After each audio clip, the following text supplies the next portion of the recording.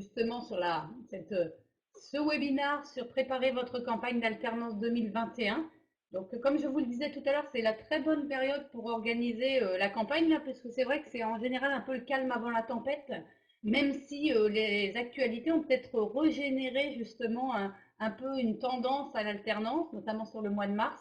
On avait peur que le fait qu'on avait la fin de la prime exceptionnelle derrière à l'alternance qui s'arrête en fin février. Au mois de mars, on est moins de personnes qui s'inscrivent pour aller faire de l'alternance. Mais finalement, c'est vrai, comme on va le voir, comme elle va être rallongée, peut-être qu'au mois de mars, finalement, on va encore peut-être relancer pas mal de contrats d'alternance qui sont en fait finalement des contrats d'alternance sur l'année 2020-2021.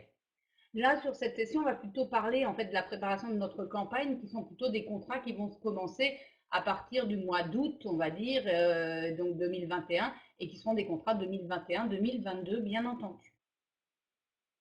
Alors, le plan que j'ai prévu pour ce petit webinaire, c'est un plan en 5 parties. On va voir les nouveautés de l'alternance pour 2021. Alors, on n'en a pas des milliers, hein, puisque en ce moment, malheureusement, le législateur, avec la crise sanitaire, est beaucoup plutôt dans des activités de gestion, et on est plutôt en train de gérer justement la fin des contrats derrière de 2020 qui ont commencé en 2020. On ira voir quand même l'actualité du moment, qui est justement la prolongation de cette prime, et puis un peu s'interroger sur des grands mouvements qui vont se faire dus à la digitalisation de l'alternance. Donc ça, c'est ce qu'on va aller voir dans les nouveautés. Ensuite, on s'intéressera justement à la réflexion sur le financement de l'alternance. C'est un des points importants et c'est, à mon sens, l'une des parties sur lesquelles il faut le plus se préparer en ce moment. C'est vraiment d'aller réfléchir à combien va me coûter l'alternance en 2021 et donc de prendre les bonnes décisions en termes de stratégie par rapport à ces coûts-là et d'éviter finalement le maximum de reste à charge en fait. Donc on va voir comment on peut déjà avoir une réflexion en amont et en prévisionnel pour essayer justement de limiter au maximum les restes à charge. On s'intéressera ensuite à un peu comment faire une stratégie en alternance et faire les bons choix derrière et mettre en place les bons processus qui vont aller avec. On s'intéressera en quatrième partie à quelques bonnes pratiques pour recruter vos alternants cette année, dans un monde très digital, on va dire. Et puis, en cinquième partie, on terminera sur le côté un peu organisationnel, et qui est peut-être le partie la plus compliquée à gérer, sur cette espèce de tsunami qu'on a d'un seul coup, qui va être très saisonnier, hein, puisque c'est ça la particularité de l'alternance. C'est finalement une activité extrêmement saisonnière qui commence, on va dire, début juin et qui se termine en novembre avec une grosse gestion d'un seul coup, avec beaucoup d'administratifs à gérer et des publics assez particuliers à gérer. Donc, on verra comment on peut les gérer efficacement. Voilà le plan que je vous propose. J'espère qu'il vous convient, qu'il répond aux attentes que vous aviez par rapport à ce webinaire. N'hésitez pas, quand vous avez des questions, à les poser hein, par le biais du chat. Je me ferai un plaisir d'y répondre. Et si à un moment vous voulez prendre la parole, hein, je réinsiste, vous n'hésitez pas à lever la petite main qui est juste au-dessus des noms là. Et donc, je vous donnerai la parole pour que vous puissiez ouvrir votre micro et votre caméra. Ça nous permettra justement éventuellement d'échanger sur la thématique. Alors, j'ai décidé de commencer juste un peu avec le côté amusant. Peut-être que vous en aurez également à nous donner. Je voulais juste pour le côté un peu amusant, pour commencer par quelques perles. Parce que c'est vrai que nous qui gérons, donc Alitaire, on est une société spécialisée en externalisation des ressources humaines. Et nous qui gérons au quotidien différentes activités RH, l'alternance est quand même l'un des endroits les plus fantastiques pour avoir les plus belles perles et les plus belles aventures assez particulières. Parce que comme c'est un public de jeunes, on va dire en grande partie. C'est vrai que de temps en temps, ils nous font des choses qu'on n'avait jamais vues et chaque année, on a les plus belles perles qui viennent souvent de l'alternance. Alors, j'en ai noté les quelques-unes qui m'ont marqué sur l'année 2020. Peut-être que vous en aurez d'autres à me rajouter. La première auquel j'ai pensé automatiquement, c'est qu'on a eu un des jeunes qu'on a géré qui, lui, pensait carrément que l'entreprise, dans les frais, se devait aussi de payer en fait son logement et voulait choisir son appartement que l'entreprise devait lui payer. Donc, on n'avait encore jamais eu ça, le salarié qui veut qu'on lui paye son logement de fonction et qui estimait juste normal hein, derrière qu'on le lui paye et qui d'ailleurs voulait choisir et nous demandait justement comment il pouvait avoir disposé des différentes annonces de recrutement. Il avait pris pour une agence immobilière, donc ça avait été un cas un peu rigolo qu'on n'avait jamais eu. De la même façon, on a eu aussi l'alternant qui, bien que ce soit bien marqué sur le CERFAC, l'endroit où il doit signer, ne signe pas du tout au bon endroit, il nous signe tout en bas, en fait, hors du cadre. et ne comprend pas quand on lui demande derrière de renvoyer le CERFA avec la signature au bon endroit, pourquoi il doit le re-signer à un autre endroit. C'était le côté un peu rigolo, parce qu'on a mis un peu de temps à lui expliquer, et pourtant, derrière, c'était quelque chose qui nous paraissait assez évident. Quelque chose qu'on n'avait jamais eu à expliquer jusqu'à présent, en tout cas. On a eu aussi l'alternant qui, lui, veut renégocier. Alors ça, on en a de plus en plus, hein. C'est un mouvement assez général. De moins en moins, les jeunes comprennent pourquoi ils ont un salaire déterminé par rapport à la grille qui a été donnée, que ce soit ou dans les textes de loi ou dans la convention collective. Et de plus en plus, on a des alternants qui voudraient négocier leur salaire et donc qui demandent à négocier. Alors, en général, on veut négocier avec nous. Alors, nous, on est société d'externalisation, donc on est obligé d'expliquer que de toute façon, ce n'est pas nous les décideurs et que c'est avec l'employeur final et le DRH qu'on doit plutôt aller sur cette partie-là. Mais en général aussi, surtout ce qu'on explique, c'est que ça ne se négocie pas. En général, la rémunération d'un alternant, elle est liée à la grille et qu'on applique la grille stricto sensu. Alors là, on avait eu dans les perles un alternant qui, lui, carrément voulait négocier avec le directeur général d'un grand groupe de plus de 3000 personnes. Donc c'est vrai que ça a été plutôt amusant parce qu'il ne comprenait pas pourquoi, alors que lui le méritait au vu des compétences que lui il avait et du diplôme qu'il faisait, il sortait d'une très grande école de commerce, derrière, il ne comprenait pas comment ça se fait que le directeur général ne veuille pas négocier avec lui. L'autre perle que j'ai vue aussi, c'est celui qui veut absolument, avant de discuter de quoi que ce soit, en fait, qui veut vraiment s'assurer qu'il aura ses vacances en août. Donc, qui nous a vraiment bloqué le contrat, la signature du contrat, la signature de la convention, parce que lui, il voulait s'assurer qu'il avait ses vacances en août. Et ça, on le voit de plus en plus. On a des alternants qui finalement négocient très vite le sujet vacances, bien avant, bon, là aussi dans les salariés, bien entendu. Mais c'est vrai que chez les alternants, c'est vraiment quelque chose qui est assez frappant et qui arrive de plus en plus. On en a aussi un qui a trouvé que la mutuelle, en fait, les RH avaient assez mal fait leur travail et que derrière, il trouvait que la mutuelle, les conditions de la mutuelle avaient été mal négociées et qu'il se proposait de les renégocier les conditions de la mutuelle. Donc ça, c'est pareil. On est sur aujourd'hui des alternants qui de temps en temps ne se rendent pas vraiment compte de ce qu'est le monde de l'entreprise et on arrive à des demandes qui sont un peu excessives. C'est un peu la difficulté un peu qu'on rencontre de plus en plus, ce que vous avez peut-être aussi. Et le dernier cas dont je me souvenais bien, qui faisait partie de nos perles, c'est une jeune femme qui nous annonce qu'elle a le Covid et donc elle ne pourra pas venir la première semaine. Et alors qu'on veut reculer sa date, nous dit que non, elle préfère vraiment commencer à cette date-là officiellement le contrat pour pouvoir toucher un arrêt maladie au plus vite. Donc ça montre tout de suite une bonne volonté d'entrer dans l'entreprise et surtout une méconnaissance de l'entreprise. C'est un peu toujours la difficulté qu'on va avoir avec ce public-là. Malheureusement, c'est un public qui ne connaît pas toujours l'entreprise, qui n'y a pas forcément déjà mis souvent les pieds, et donc qui va avoir des réactions un peu étonnantes. De la même façon, et ça c'est une perle généralisée, on a toujours une grosse difficulté avec les alternances, c'est qu'à partir du moment où ils ont eu le mot d'ordre disant qu'ils avaient un contrat, ils oublient qu'ils ont beaucoup d'administratifs à faire, ils ont vite tendance à partir en vacances, et malheureusement la partie contrat et convention est un peu oubliée, et ils ne se rendent pas compte qu'il va falloir faire un certain nombre de documents administratifs pour pouvoir commencer ce contrat. Et notamment, alors le bon argument par contre à leur donner en général, hein, c'est de leur dire que pour pouvoir qu'ils ne pourront pas être payés s'ils ne nous rendent pas les documents. Ça, on se rend compte que ça marche assez bien comme argument. Voilà un peu les quelques perles que je voulais vous citer sur notre année 2020. Je ne sais pas si de votre côté vous en avez eu des bonnes, mais n'hésitez pas dans ces cas-là si vous voulez nous les raconter.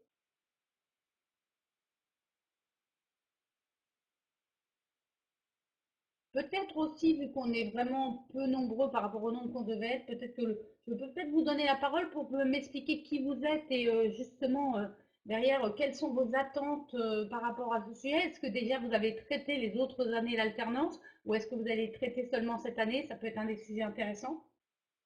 Inès, vous étiez la première. Est-ce que vous êtes d'accord de prendre la parole? Je vous donne le. Dans ces cas-là, je vous ouvre le micro et le.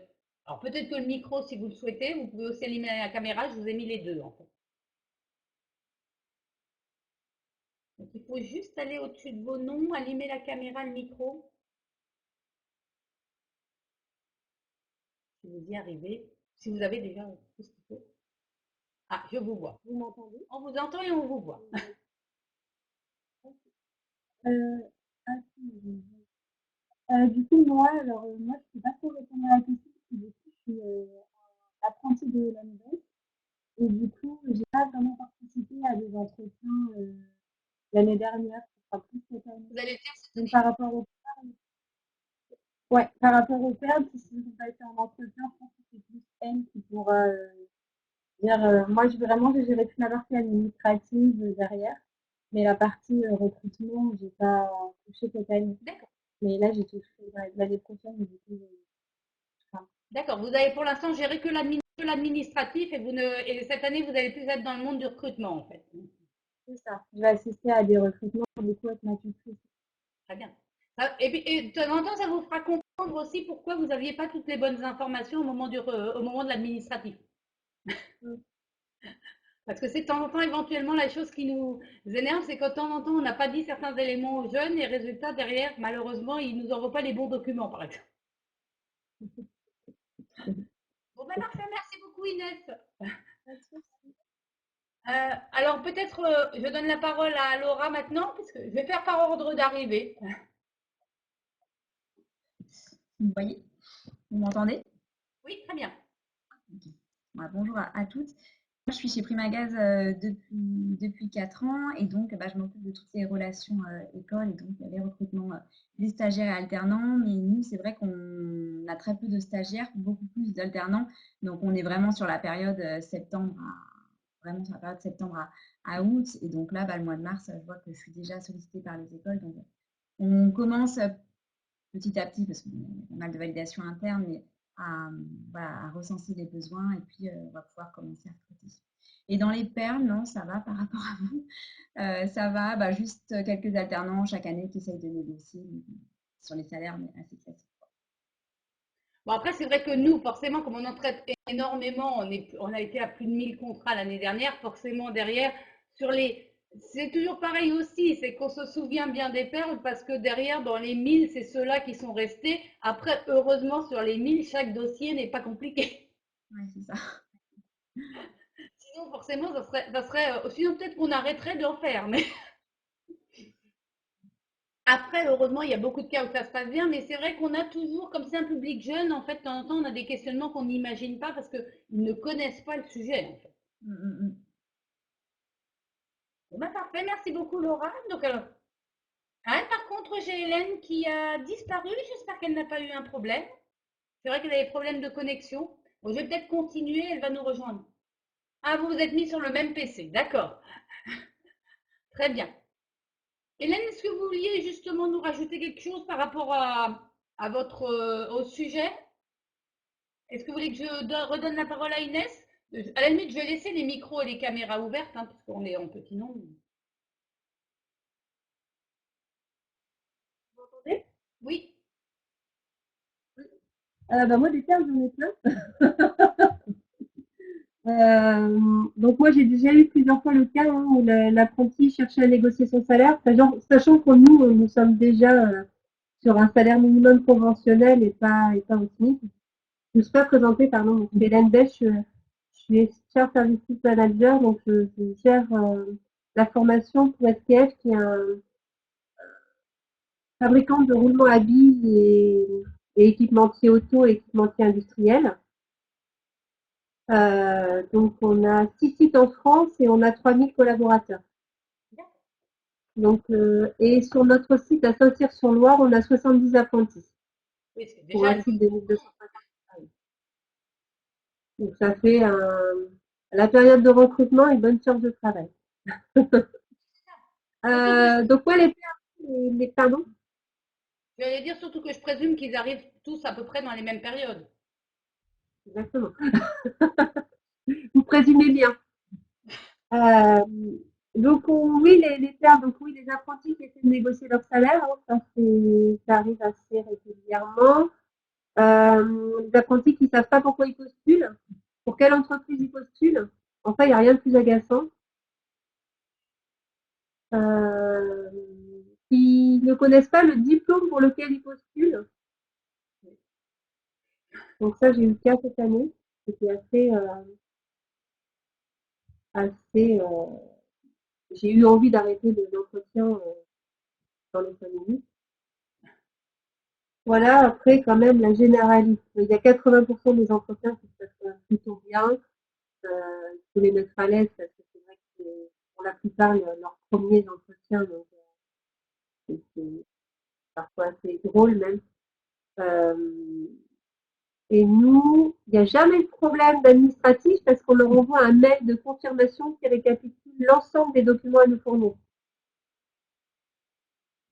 Alors nous aussi, hein, mais malheureusement, beaucoup n'en comprennent pas les tenants et les aboutissants, notamment par exemple, alors cette année on en a eu un peu moins, mais nous on avait eu des très grosses histoires, des choses très amusantes l'année d'avant. Alors, ça dépend aussi de leur âge, hein, c'est vrai que plus ils sont jeunes, quand on est dans une entreprise où ils sont très jeunes, notamment qui sont apprentis à partir de, on va dire, de 16 ans, c'est vrai que derrière on a même les mamans qui appellent de temps en temps, donc c'est vrai que ça fait une autre gestion aussi en fait. Mais nous, c'était par exemple sur la prévoyance où on en avait un il y a 2 ans qui voulait pas mourir en fait, donc il voulait pas de prévoyance. Alors nous, les parents, oui, j'en gère pas mal des parents, hein. Donc ça, c'est assez aussi. Je leur explique que ça déresponsabilise le jeune, donc qu'il faut arrêter, quoi. Donc souvent, je fais une demi-heure avec les parents pour leur expliquer comment faut faire en entreprise. Ben, c'est ça, c'est vrai que c'est toujours un peu étonnant. C'est une population où on a les parents qui viennent intervenir et ou parce que le jeune est parti en vacances et a pas envoyé les infos, ou parce que justement maman aime bien gérer les dossiers de son fiston, c'est très clair. J'ai déjà eu aussi, alors pas cette année, hein, parce qu'avec la crise sanitaire, on a essentiellement fait en distanciel, mais la maman qui accompagnait pendant l'entretien. Ah oui, Ah oui, nous on a vu aussi la maman qui voulait assister au premier jour, un peu comme à la maternelle en fait. la semaine d'intégration.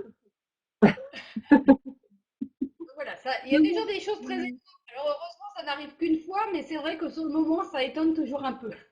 Ouais, mais c'est bien, ça met un petit peu de fantaisie à cette période qui est très chargée. Oui, c'est ça. Puis au moins, c'est les cas dont on s'en souvient, en fait. C'est ça. Après, de règles aussi, ce que moi je note quand même souvent aussi, c'est qu'un jeune qui a commencé à être problématique parce que il n'envoyait pas les docs, il faisait pas, etc. Ça peut quand même être un bon clignotant pour se dire que malheureusement, de se demander si vraiment il faut l'accueillir ou pas. Parce que nous, ça s'est encore revu cette année chez plusieurs de nos clients, des dossiers qui ont été compliqués à gérer parce que le jeune ne renvoyait pas les pièces ou ne suivait pas les consignes, etc. Et bien en fait, ils sont souvent pas restés, c'est-à-dire qu'en gros, ils ont vite suspendu le contrat. Alors moi, si je peux mettre une alerte sur les alternants, mais ça se confirme aussi, hein, dans chaque recrutement, et que j'ai encore eu le cas cette année, hein. J'ai eu, sur mes 45 recrutements cette année, j'ai eu un doute sur un alternant que l'on a pris parce qu'on était un petit peu en manque de candidats. Et il s'avère que c'est pas le plus performant, hein, Mm. et que j'ai dû en prendre déjà à plusieurs reprises. Donc un doute, Ouais, mais il faut mieux ne pas être accompagné que mal accompagné. Donc je pense que je ne m'en ferai pas avoir les prochaines fois. Et c'est pareil dans le recrutement, hein, quand on a un doute, il faut mieux ne pas prendre que de se risquer. Je suis totalement d'accord avec vous parce que nous, ça s'est vraiment validé. Il y en a certains, moi, dès le départ, je dis cela, ça va mal se passer et étonnamment bizarre et de façon assez claire, ou derrière on doit les recadrer très fréquemment, ou malheureusement, c'en est qui ont annoncé très vite leur rupture et finalement qui nous ont monopolisé énormément de temps dans la réalisation du contrat et dans la partie administrative et qui finalement sont restés très peu de temps. Donc c'est au bout d'un moment, c'est se dire là, on a vraiment perdu notre temps. Ouais, Et c'était pas un cadeau pour l'entreprise. exactement. Bon, ben parfait, ben, c'était une première amorce du sujet. On va aller voir nos actualités derrière de l'alternance. Alors, comme je vous le disais, pour l'instant, on n'a pas encore des millions de choses, puisque c'est vrai que déjà, notre gouvernement en ce moment, malheureusement, est un peu sur d'autres sujets, hein. Donc, au ministère du Travail, ils sont en train de réfléchir. Ils savent par contre quand même qu'ils seront obligés, que les paritaires vont devoir renégocier, hein. Vous le savez peut-être, mais la loi avenir professionnel, on parle d'une révision et les paritaires sont amenés à se rencontrer. Ça devait être en avril, ça sera peut-être qu'en mai. Mais derrière, les paritaires doivent aller renégocier certains points de la loi avenir professionnel, notamment la partie financement et notamment parce que l'alternance risque de poser des problèmes, puisqu'on sait que justement, avec la hausse des contrats, parce que c'est vrai que cette année, même si ça a été une année difficile, avec les aides, finalement, on est arrivé à un taux record de contrats d'apprentissage, hein. Je ne sais pas si vous l'avez vu, mais il y a eu 495 000 à date en 2020, 495 000 contrats signés. Et donc, ça fait plus 20% par rapport à 2019. Donc, c'est à la fois une belle réussite, mais en même temps aussi un coût énorme. Et donc, France Compétences, qui est le financeur, finalement, a commencé à annoncer qu'il risque d'avoir des problèmes si ça reste à ce niveau-là pour arriver, avec les coûts contrats qui ont été décidés, à maintenir le cap. Donc, on sait qu'en 2021, on risque d'avoir des petits changements sur les contributions et sur comment ça va se passer. Mais ça, les négociations commenceront en avril-mai avec les paritaires. Donc, on peut imaginer qu'on n'aura peut-être que des nouvelles sur la fin de l'année 2021. Donc, ça, c'est sur le point vraiment d'actualité. Pour revenir dans les chiffres que je vous ai cités, il y en a, dans les 20%, non, c'est 40%, excusez-moi, 40% de plus, hein, par rapport à 2019, donc c'est énorme en termes de contrats d'apprentissage, mais il y en a 80 000 qui sont des transferts, c'est-à-dire qu'on a eu moins de contrats de professionnalisation signés, et donc 80 000 qui auraient été les autres années des contrats de professionnalisation et qui se sont transformés en contrats d'apprentissage. Et oui, les entreprises ont préféré le contrat d'apprentissage de façon logique, hein, vous le savez comme moi. Aujourd'hui, un contrat d'apprentissage coûte moins cher, et donc en généralité, et donc en fait, notamment du fait de l'exonération des charges. Et donc beaucoup d'entreprises, comme elles ont eu la possibilité, puisqu'il y a eu beaucoup plus de possibilités d'ouverture de CFA avec la loi à venir, et bien derrière, beaucoup d'entreprises ont décidé finalement de plutôt faire de contrats d'apprentissage. Donc on a une hausse des contrats d'apprentissage, mais il faudra arriver à les maintenir en termes de financement. Donc ça, on va suivre dans l'année 2021 et je pense qu'on fera d'ailleurs nous des webinaires sur le sujet, mais ça c'est seulement en cours de négociation, donc on n'en sait pas grand-chose.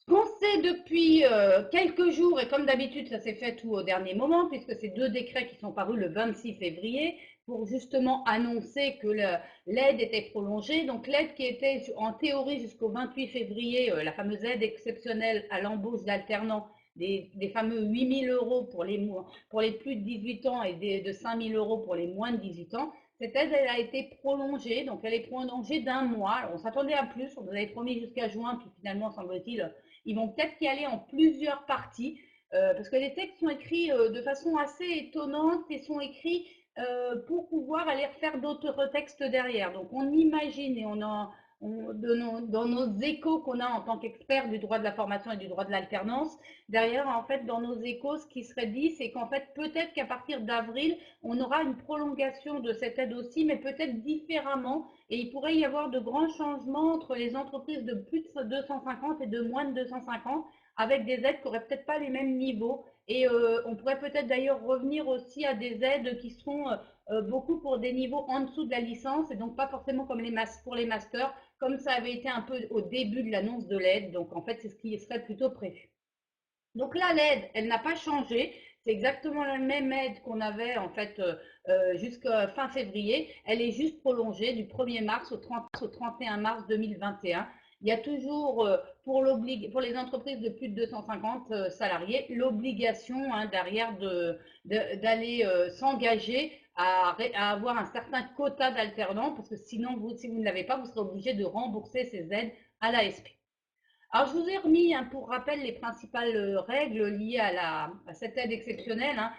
Comme je l'ai dit tout à l'heure, c'est 8 000 euros pour les majeurs et 5 000 euros pour les mineurs. Donc, comme c'était écrit précédemment, c'était jusqu'au 28 février. Ça pouvait concerner tous les diplômes jusqu'au niveau 7, et c'est peut-être ça qui sera remis en question dans les aides à venir.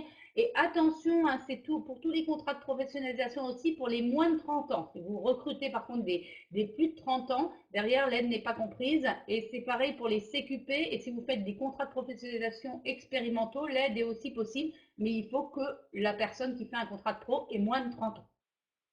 On va dire que les vieux nous coûtent plus cher. On n'a pas l'aide. Il faut dire que c'était dans le cadre du plan jeune, donc c'est un peu normal.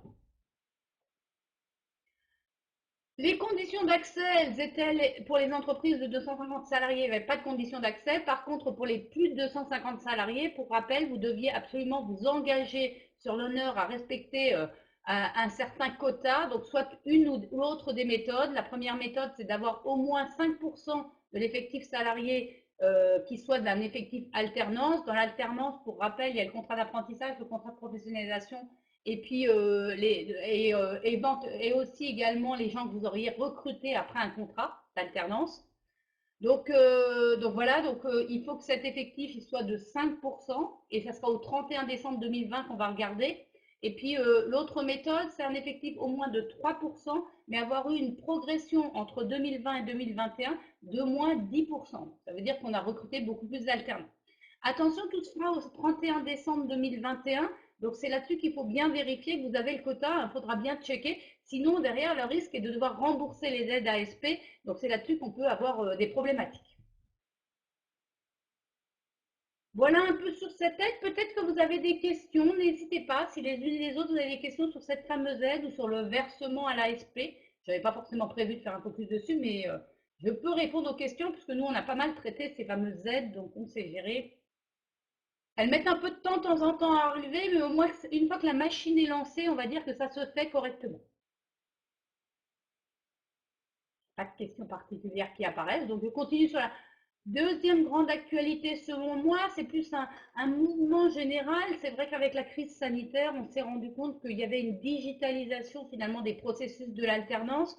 De plus en plus, vous avez dû le vivre. On fait les recrutements via le digital. Donc, c'est vrai que ça a un peu changé nos pratiques de recrutement. On en reparlera quand on parlera recrutement, mais c'est vrai que finalement, un entretien en mode digital, c'est pas la même chose. On ne fait pas de la même façon, on ne voit pas les mêmes choses. Donc, c'est vrai que ça a un peu changé. Et de la même façon aussi, les écoles se sont organisées. De plus en plus d'entreprises rencontrent maintenant les jeunes par le biais de forums en ligne, plus ou moins d'ailleurs bien organisés. Il y a aussi des sessions de speed dating en ligne qui sont organisées. Donc, c'est vrai que de temps en temps, c'est un bon moyen. Ça fait perdre éventuellement peut-être un peu moins de temps, mais ça ne permet pas, on en revient après à notre question sur les doutes. C'est vrai que on ne voit pas toujours les mêmes choses en digital et derrière, résultat, on n'a pas forcément toujours la même qualité de recrutement en mode digital. Alors, je ne sais pas si les unes et les autres, vous faites vos recrutements en digital ou vous continuez à faire du présentiel. N'hésitez pas ou à prendre la parole ou à le mettre par le biais du chat. Laura me dit en visio. Et Inès, le oui était pour une réponse en visio ou pas?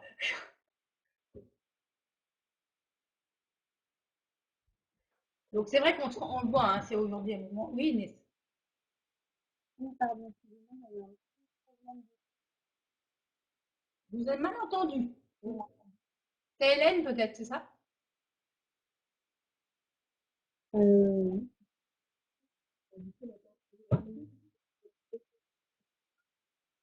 Allez-y, allez-y, je vous laisse la parole. Ah, bon, je rentre des... Bon, je continue alors. Donc, de la même façon, en digital, on se rend compte qu'on a de plus en plus, finalement, on a aujourd'hui la possibilité de temps en temps de saisir les serpents en digital. Malheureusement, pas forcément de faire tout le circuit. C'est vrai qu'on commence enfin à avoir, chez la plupart des OPCO, les prises en charge aussi qui sont faites en ligne. Bon, ça génère encore des problématiques parce que dans certains cas, on est obligé de faire avec l'école, le CERFA en mode papier, d'aller vers des signatures encore en mode papier et puis après de devoir ressaisir en ligne en fait chez les OPCO le CERFA et ça peut prendre énormément de temps. Donc c'est vrai que c'est aussi souvent le digital est encore pas totalement sur toute la chaîne et le fait de ne pas avoir le digital sur toute la chaîne, on se rend compte que chez certains, ça génère malheureusement encore des pertes de temps très importantes. Donc on espère que cette année ça va s'améliorer, mais c'est vrai que c'est un peu la problématique qu'on a en général sur ce sujet-là. De la même façon, je ne sais pas si vous avez expérimenté, mais chez certains, on commence à avoir le développement de la signature électronique. Moi, j'avoue que je rêve d'avoir une signature électronique de tous les CERFA. Ça nous évitera de gérer ce superbe circuit de signature.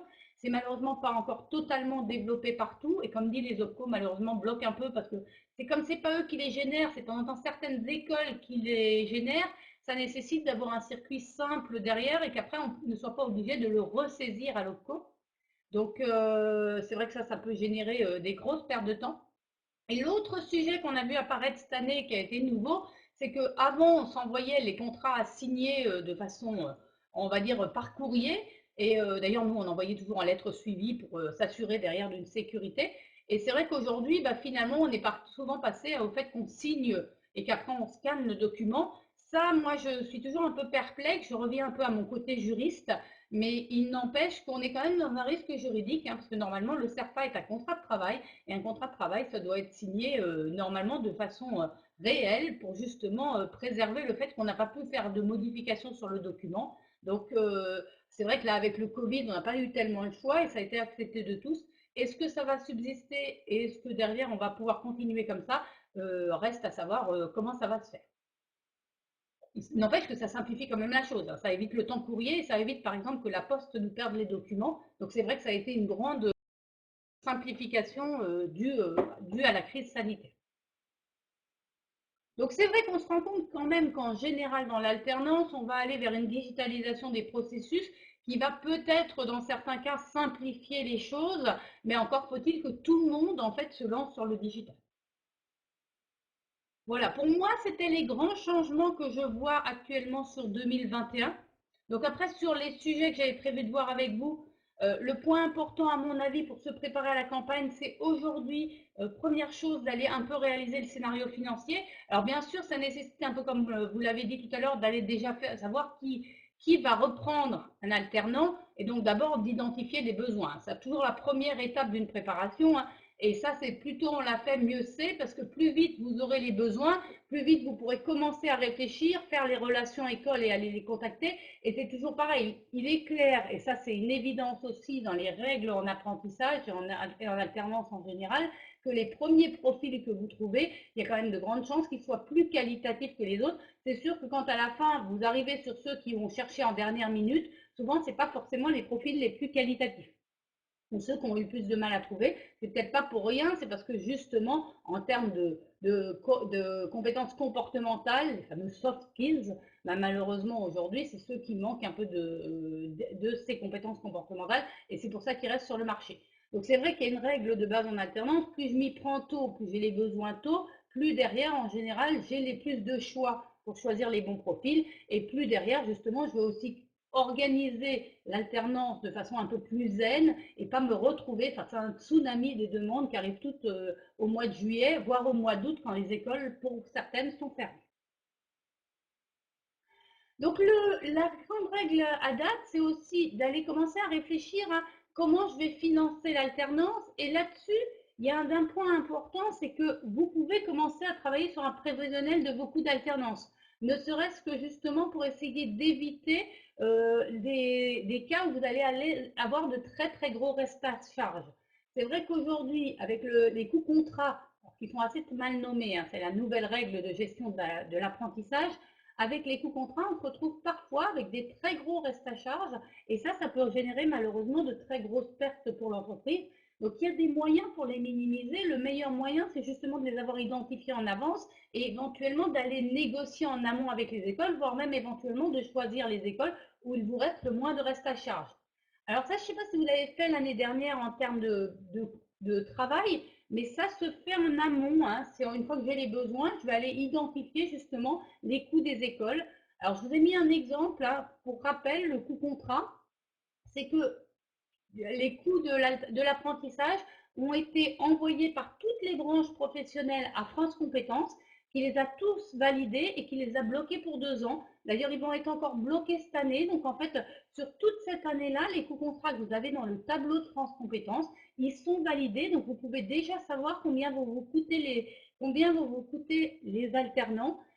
Il suffit ensuite après d'avoir le coût de l'organisme de formation. Là, vous voyez par exemple sur le cas du master gestion des ressources humaines à Amiens. Derrière, la formation, elle coûte 8 890 euros. Dans le tableau de France Compétences, on a une prise en charge maximum auprès de l'OPCO de 6 500 euros. C'est pour ça d'ailleurs que c'est mal nommé, hein, le coût contrat, parce que normalement, ça serait plutôt le coût de prise en charge par l'OPCO maximum.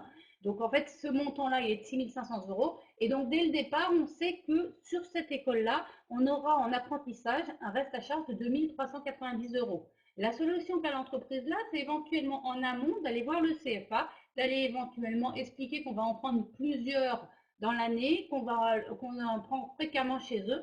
Et là, comme dans tout acte commerçant, derrière le CFA peut éventuellement négocier avec vous.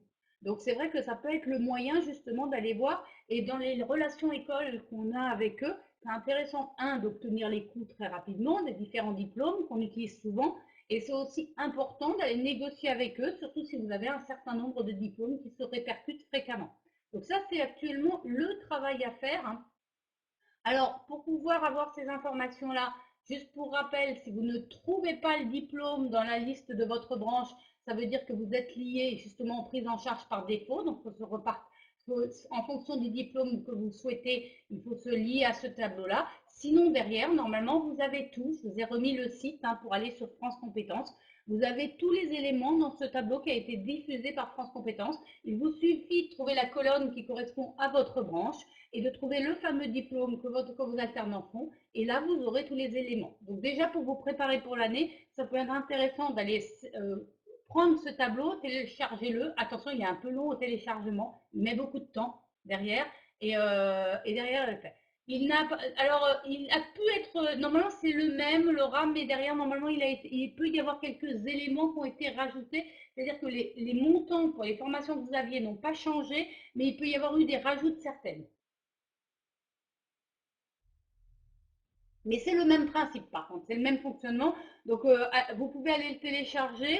Vous aurez, et vous devez, après je vous conseille de supprimer toutes les colonnes qui ne vous intéressent pas et de garder que votre partie à vous. Mais ça, c'est un travail qui peut être un peu fastidieux au départ, mais qui vous fera gagner énormément de temps et qui vous permettra aussi avec les écoles de savoir tout de suite, par rapport à leur coût, quel est le reste à charge que vous avez à calculer. Et puis aujourd'hui, très clairement, il y a des organismes de formation qui négocient et avec lesquels vous pouvez aller. Et si par exemple, il y en a certains qui négocient pas, ça peut être peut-être intéressant aussi de réfléchir à est-ce qu'il n'y a pas d'autres organismes de formation vers lesquels je peux me tourner qui font le même type de diplôme. Et de la même façon aussi, c'est important aussi d'éventuellement d'aller voir est-ce que vraiment, si j'ai besoin d'un master opérationnel à votre encadrant, pour aller voir si vraiment lui, il a une discussion avec votre opérationnel et à votre encadrant pour aller voir si vraiment lui, il a, bien sûr, ils veulent tous des masters, mais est-ce que de temps en temps, c'est pas plus intéressant d'avoir une licence? Parce que si on regarde en fait nos forfaits, de temps en temps, en fait, vous voyez que le master, très vite, les prix sont très élevés en master et très vite, ils sont très mal pris en charge parce que 7 500 € pour un master, c'est moins cher, alors que c'est 6 800 pour une licence, de temps en temps, ou pour un bachelor, de temps en temps, ça va être à peu près dans les montants de ce type de diplôme. Donc voilà, le fait de réfléchir à tout ça en amont, ça évite d'être pris au dernier moment par les organismes de formation.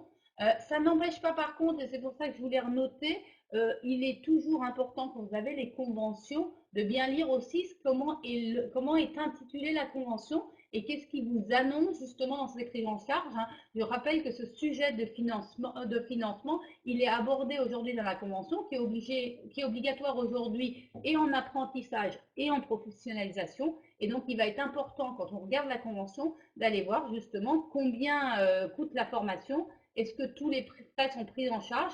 Attention aussi, certaines fois, dans les conventions, il peut y avoir des frais en plus qui sont dans l'histoire. Ah, je vois qu'il y a eu un petit lâcher, mais apparemment Inès et Hélène sont revenues avec nous. Est-ce que par rapport à ce sujet financier, vous avez des questions ou des remarques?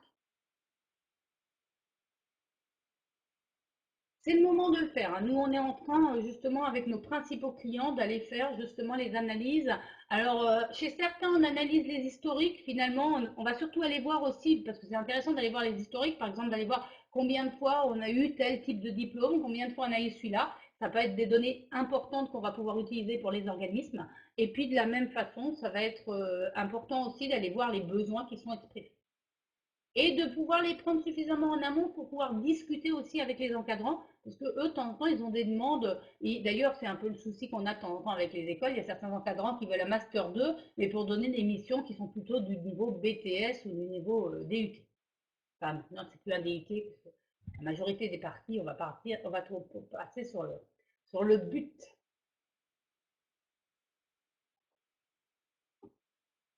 Bon, pas de questions apparemment sur le côté financier. Allons voir sur le côté un peu stratégique de la chose. C'était juste un moment de reparler du fait d'avoir un peu défini les grandes orientations de ce qu'on veut faire en alternance. Nous, on voit, ayant des clients dans des secteurs multiples, euh, trois grandes orientations, on va dire, d'une stratégie d'alternance. On a ceux qui en font vraiment une stratégie d'opportunisme. Je commence par le bas. C'est finalement et elle a été beaucoup développée avec l'aide justement exceptionnelle. C'est finalement je découvre qu'il y a une opportunité de prendre un alternant et puis en fonction des demandes qui sont faites, bah, finalement je fais de l'alternance, mais j'ai pas de réflexion globale sur comment je recrute, comment je gère un alternant. Je le fais un peu à la va-vite pour gagner un peu une aide qui arriverait ou pour remplir un poste où je ne pourrais pas avoir d'autres recrutements qui sont faits. On a vu cette année beaucoup de stratégies d'opportunisme derrière. Et d'ailleurs, c'était les mêmes entreprises qui avaient dit qu'elles ne voudraient pas d'alternants au mois de juin, qui, quand l'aide est sortie, d'un coup ont décidé d'en prendre de façon importante pour avoir les aides. D'autres sont plus dans cette démarche, on va dire, de encore plus industrialisée. C'est une stratégie d'optimisation financière. Là, c'est vraiment une idée très claire d'aller essayer de maximiser en fait les gains financiers à court terme, d'essayer de prendre donc le maximum d'alternants, mais pour carrément remplacer des postes. Donc, il n'y a que dans l'entreprise, ça veut dire qu'il y a des postes qui sont dédiés aux alternants et tous les ans, on met un autre alternant pour occuper ce poste-là. On n'est pas forcément dans une démarche d'aller garder les jeunes. Le but est justement d'en avoir qui tournent au fur et à mesure. Et donc, on est dans un processus de gestion de masse avec justement des tuteurs récurrents, mais qui n'ont pas pour but de faire une sorte de vivier. Et on a ensuite ceux qui ont finalement une vraie stratégie d'alternance, à mon sens, qui est vraiment une stratégie beaucoup plus réfléchie et beaucoup mieux pensée. Et eux qui ont justement en général aussi une démarche de recrutement beaucoup plus intéressante, puisqu'en fait leur but du jeu, c'est vraiment très tourné vers la gestion prévisionnelle des emplois et des compétences, c'est finalement de se faire des viviers de talents. C'est-à-dire qu'ils garderont tous les alternants, mais ils vont faire un vrai processus de recrutement comme ils recruteraient d'ailleurs des salariés, en ayant vraiment une bonne identification. Ils vont essayer justement de faire ce qu'on appelle un onboarding de qualité, donc une intégration de qualité, pour que justement les alternants aient une bonne image de la marque employeur et envie de rester. Ils vont aller vers une embauche des alternants méritants et puis ils vont vraiment réfléchir à des tuteurs qui vont vraiment jouer leur rôle avec des livrets de tuteurs ou des choses comme ça. Donc vraiment un vrai suivi et une vraie gestion qualitative en fait de l'alternance.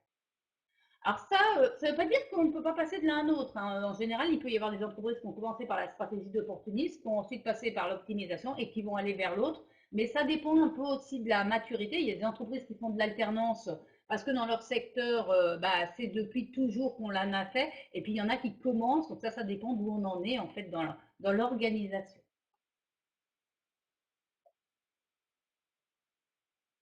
Est-ce que par rapport à ce sujet stratégique ou par rapport à d'autres points, derrière vous avez des questions? Alors sur la stratégie, j'aurais aussi pu parler de réfléchir à est-ce que je fais beaucoup de contrats d'alternance, est-ce que je fais plus de l'apprentissage ou de la professionnalisation?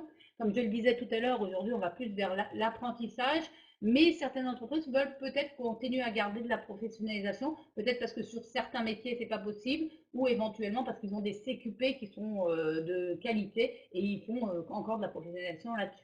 Ou alors parce qu'ils vous ont des alternants plus âgés. Parce que je rappelle que malheureusement en apprentissage, à moins de recruter des travailleurs handicapés qui eux n'ont pas, où il n'y a pas d'âge, autrement derrière en général en apprentissage c'est plus de 30 ans, à moins que vous alliez sur des cibles qui ont un projet professionnel, c'est-à-dire de reprise, de création d'entreprise. Mais ça c'est très particulier et c'est encore un recrutement aussi particulier. C'est pas un bon moyen de après garder la personne parce que par essence elle veut créer sa société. Je ne vois pas de questions apparaître, donc je vais aller partir sur le sujet du recrutement des alternants. Là, c'est plus un retour d'expérience que je voulais vous faire sur le recrutement. À vous aussi, n'hésitez pas, parce que les unes et les autres, vous travailler sur le sujet de recrutement. N'hésitez pas justement éventuellement à me donner vos bonnes pratiques. Moi, ce que j'ai noté en recrutement, c'est qu'il est important, si on veut vraiment avoir un processus de recrutement, d'avoir défini son vrai processus de recrutement des alternants. C'est un public particulier, donc il est important justement de bien identifier comment on va recruter cet alternant, notamment qui intervient quand. Est-ce que le tuteur, on le fait intervenir? Est-ce que combien on fait d'entretiens? Est-ce que les RH interviennent à un moment? On voit que malheureusement, dans certaines entreprises, comme c'est un alternant et qui va rester qu'un an, on fait un espèce de recrutement bâclé. Et ça, c'est vraiment dommage. Je pense que ça vaut vraiment le coup. Et comme on disait tout à l'heure avec Hélène, c'est important justement de bien faire le recrutement parce qu'on va pouvoir identifier des doutes. Et justement, dans ces cas-là, s'il y a le moindre doute, c'est vrai que je suis d'accord avec vous, il vaut mieux éviter de recruter la personne parce que derrière, finalement, un alternant qui nous pose des problèmes, ça va malheureusement être un vrai poids pour l'entreprise et ça peut coûter cher à l'entreprise et en temps, en énergie et voire même avec des tuteurs qui ne veulent plus après reprendre des alternants. Donc c'est important de vraiment bien cadrer ce processus, d'aller voir comment il va être mis en place. L'autre sujet qu'on va voir, c'est qu'un alternant, forcément, il n'a pas une expérience de 25 ans, puisque c'est un jeune que vous allez recruter. Donc c'est vrai qu'on va aller sur des compétences particulières qui sont justement les compétences comportementales, les fameuses soft skills. Et donc c'est vrai que ce n'est pas les mêmes questions qu'on va lui poser. On n'est pas forcément à devoir s'intéresser pendant des heures à qu'est-ce qu'il a fait en termes d'expérience. En fait, on va surtout vouloir voir comment il réagit, est-ce qu'il a certaines compétences comportementales qui sont importantes dans notre entreprise.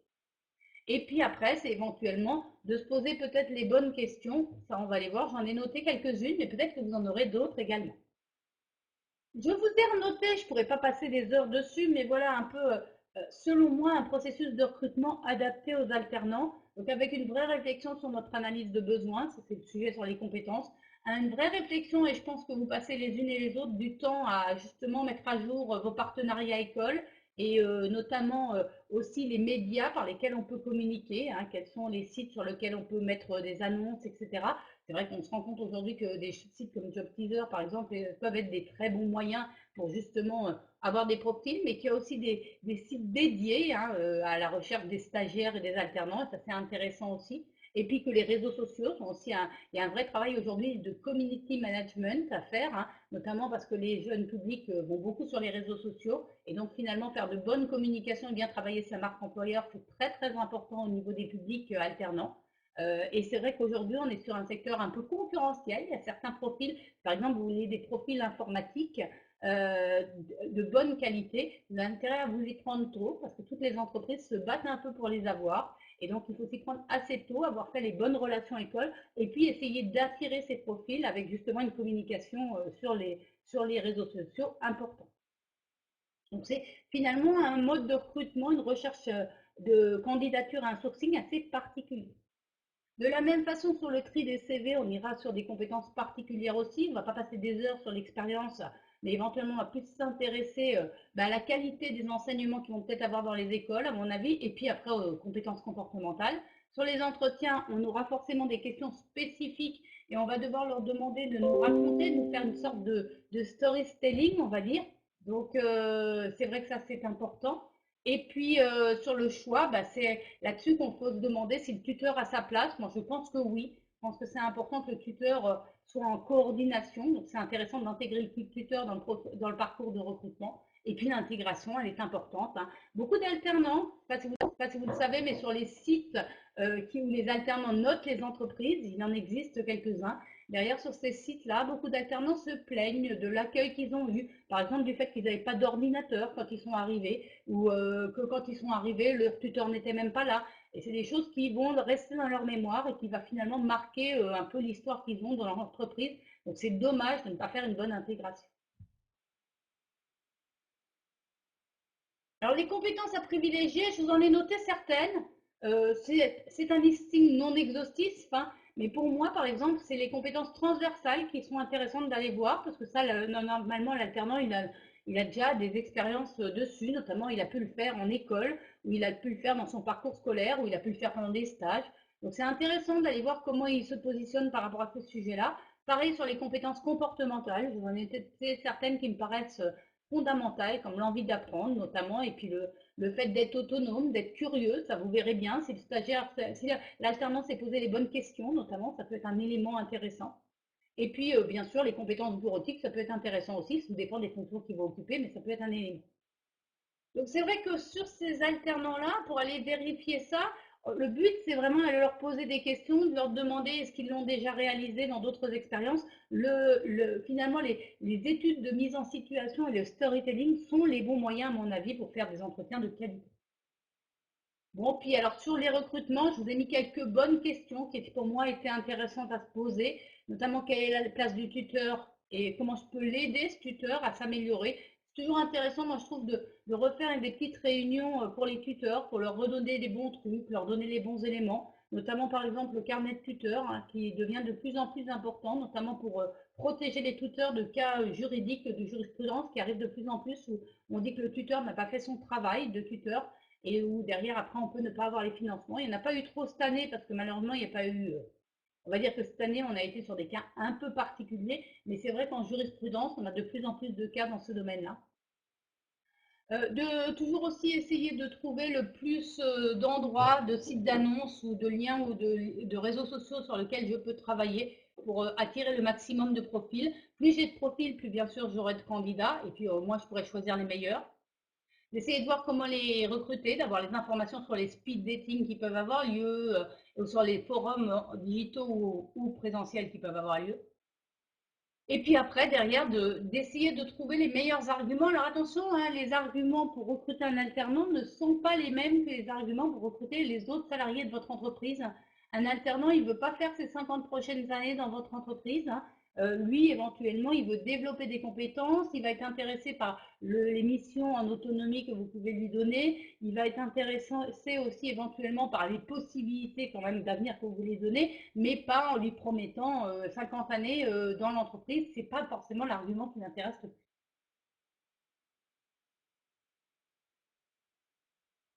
Bon, c'était les points. Alors après, juste un petit focus de dire que forcément, avec le Covid et l'après-Covid, on va avoir des petites modifications. C'est vrai qu'on est aujourd'hui sur des nouvelles façons de voir, hein, et notamment derrière, ça nous complique de temps en temps la vie sur la partie des demandes des encadrants qui les font un peu en dernière minute et qui ne savent pas trop comment ils en auront besoin, etc. C'est vrai que c'est plus compliqué à négocier avec les CFA. Et puis, c'est plus compliqué aussi derrière pour organiser le tout, même les entretiens. Voilà les quelques points sur lesquels je m'étais dit de faire un focus sur les recrutements. Maintenant, si vous avez des questions, des remarques ou des choses que vous avez mises en place peut-être intéressantes à partager avec nous, c'est avec grand plaisir sur ce vaste sujet de recrutement.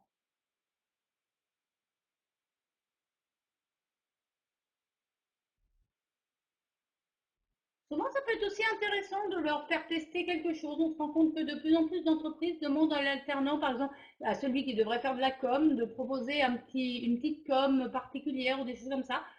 Faut pas que ça leur prenne trop de temps, mais ça peut être aussi un bon moyen éventuellement de le sélectionner ou éventuellement au commercial d'avoir préparé un petit argumentaire pendant qu'ils attendaient, etc. Voilà, ça peut être des moyens éventuellement de les tester un peu dans des cas concrets, et ça c'est toujours intéressant, et ça leur plaît en général assez. Ça, si vous l'exercez ou vous l'utilisez de temps en temps. Pareil, le fait de demander à un alternant éventuellement un petit compte rendu à la fin de l'entretien que vous avez eu avec lui, ça peut être un bon moyen. Certains le font de façon innée, mais ils ne sont pas tous les jours là-dessus. Mais ça permet aussi notamment de voir comment il a écrit la chose. S'il doit avoir des capacités rédactionnelles, ça peut être le bon moyen d'aller le tester. J'ai pas de remarques, donc je continue sur ma.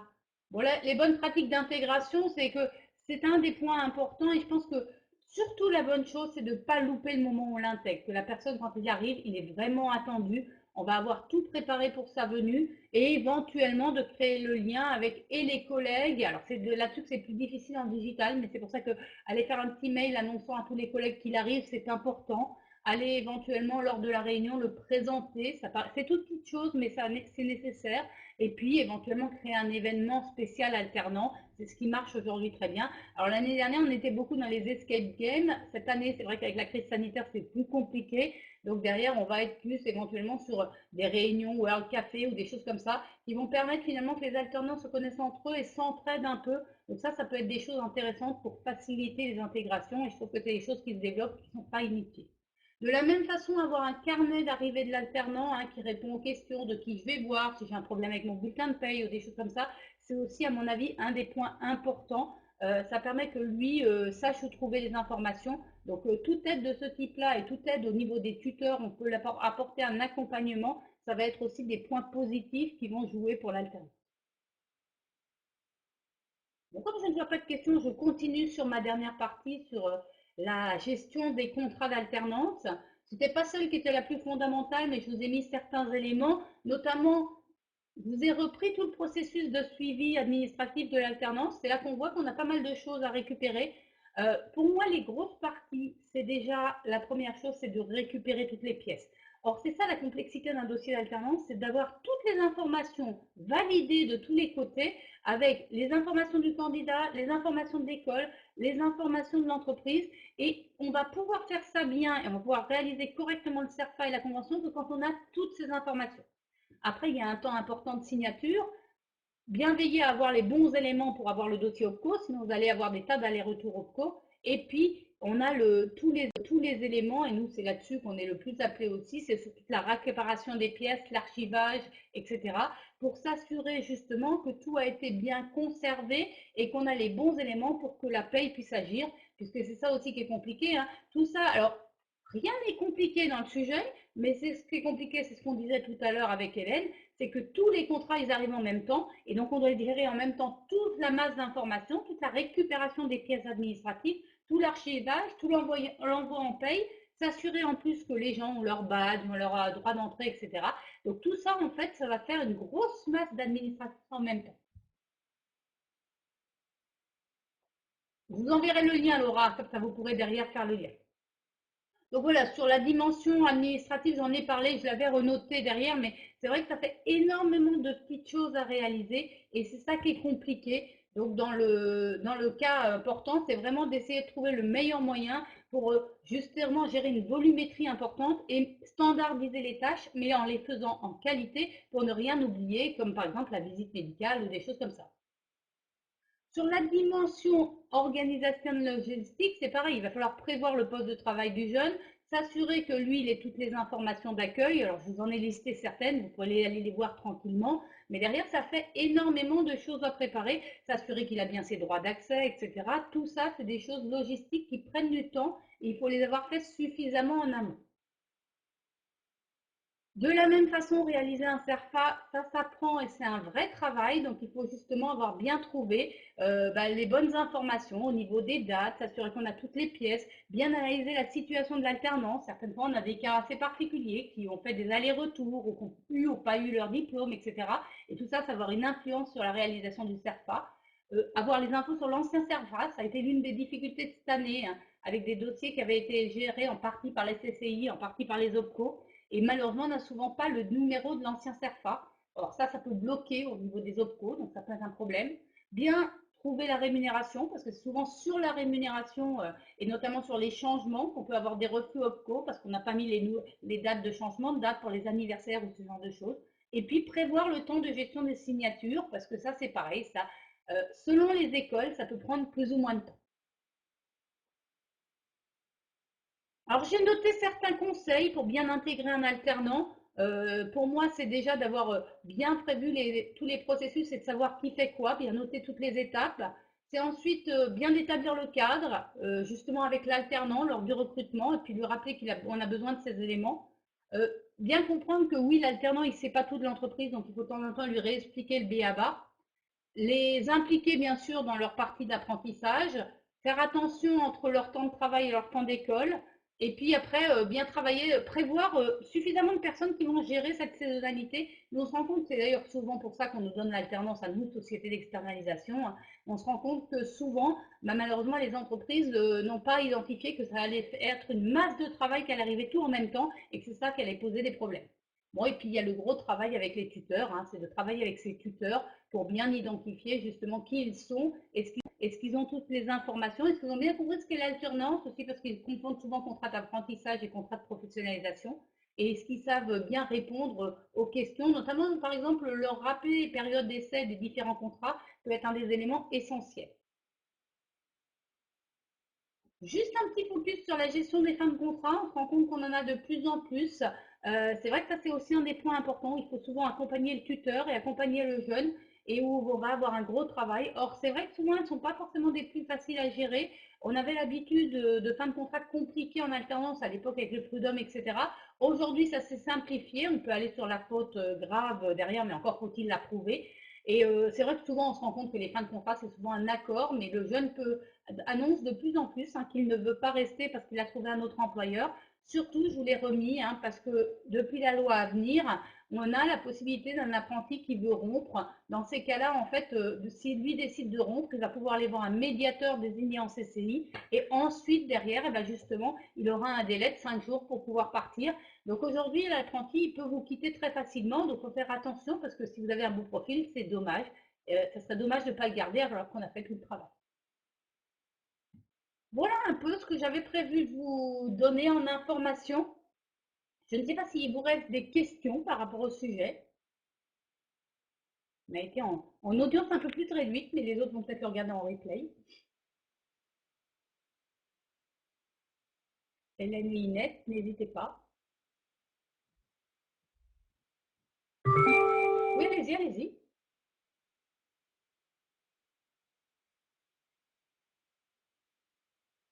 Je vois le micro qui s'était allumé, mais là, il est reparti. Je ne vous entends pas.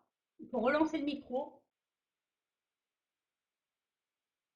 Vous ne nous entendez plus. Ah, pourtant, je suis en vert et je continue à parler. Il y a peut-être eu un souci sur votre ligne. Est-ce que vous m'entendez toujours?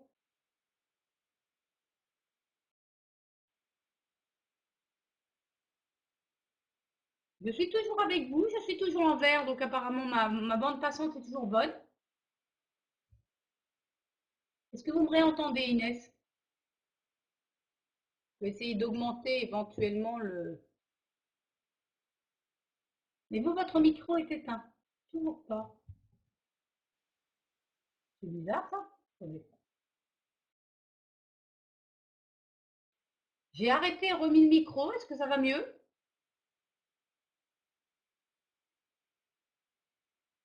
Moi, je vois que le vôtre, vous ne l'avez plus, donc il faut le rallumer.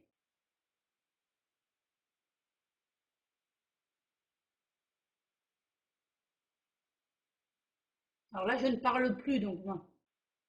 Plus du tout de son.